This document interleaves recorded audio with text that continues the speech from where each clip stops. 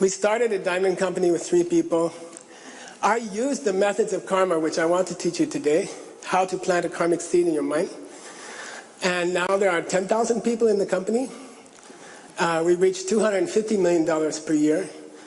And in 2009, the company was sold to Warren Buffett.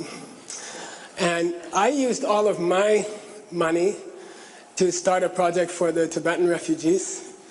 The project is now many years old, and we are teaching them to use computers to type in their ancient sacred books. And so for 28 years, we are training Tibetans in the refugee camps to type in their ancient books and put them up online for free. So this is what I did with my money. I think all of us would like to have, I think there are like 5 goals in life that people would like to have. One I like to call financial independence. I would like to have enough money to do anything I want to do. I would like to have enough money to really help the refugees in Europe, and around the world. I would like to have a lot of money and be independent. I don't want a big house because I don't want to clean a big house. And I don't want a big car because it's hard to park. I want small, simple, beautiful things. But about money, I don't want to think about money. I want to have so much money I don't have to think about it. So for me, that was the first goal, financially independent. Then secondly, I think you can be rich, but you can be a lonely rich person. And I think all of us would like to have a beautiful partnership, a beautiful family. I think relationships are the second goal of a human life. It's the happiest thing in a human life if it's going well. It's the worst thing in a human life if it's not. I think the third goal is good health. All of us would like to be young. We would like to be strong. We would like to be healthy, not sick. These are all outside goals, I think. Inside, with financial independence, with a beautiful relationship, with great energy, then inside I would like to be peaceful. And I would like to be like in a state of peace all the time. This is the inner goal. I think those are 4 things that everyone would like to have. And then 5th, which we've heard in today, very beautiful talks by many people, I would like to do something to help the world. I would like to bring those 4 things, that kind of enlightenment, to the rest of the world. I would like to share what I have with the rest of the world. So I'm going to teach you 4 quick steps that they taught me in the monastery. These come from the 4th century. And these are how to plant a seed in your mind for things that you want to achieve. First, I'll ask you some questions. Just answer me, this is the old Tibetan system. What is this thing? Yeah, it's a pen. Okay. Next question. If a small dog comes in here and I go like this and I show this to the dog, what will they do with it? Chew on it. Yeah, they'll bite it. Do they see this as a pen? No. They see it as something to chew. Next question. Who's correct, the human or the dog? Both. Yeah, you could say both are correct. The human can write, the dog can chew. Most important question. If I come here and I put this thing here, and all the dogs go out of the room and all the humans go out of the room, at that moment, what is this thing? Pen or a chew toy? She has the best answer. She's going like this. And that's correct answer. Right then it's almost like nothing. In Buddhism we call this emptiness. If you understand emptiness, you can make anything happen. You can make a $250 million company. You can help refugees. You can do it if you understand emptiness. What does emptiness mean? If the human comes back in the room and they walk up here and they look at this thing, what does it become? It becomes a pen again, okay? Did that pen come from the human or did that pen come from the pen? From the human. If the dog walks in, it changes. It becomes a chew toy, okay? So the pen is coming from me. If I close my eyes and wish I had a diamond in my hand, will it change?